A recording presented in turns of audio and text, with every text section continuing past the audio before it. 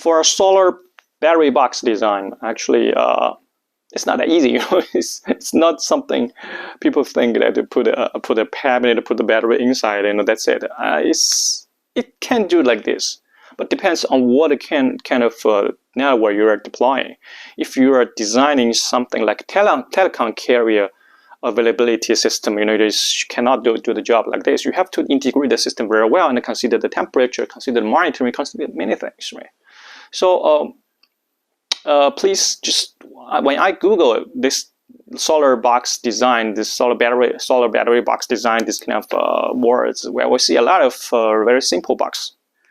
And what they are thinking is to sell you a simple box and you put a battery in and it will work. Well, it will work. It will only work, but they don't take care of the operation of the network. The future OPEX, these kind of things, they don't worry about. So, why is like this? Because in the industry, not everyone or every provider, they have the system point of view to see your requirement. For example, if you buy a solar battery box, you probably buy the box from a designer or manufacturer for metal part.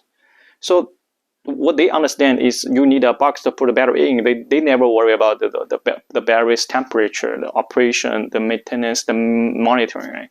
So that's why it's not the correct way to do the job. It's when you're talking about this word, it's really a system things. So that's why if you have a requirement with telecom or carrier level availability requirement, you let us know and we can help you. Well, if the system reliability is not that high, you can accept the box put battery in. That's another choice. Okay.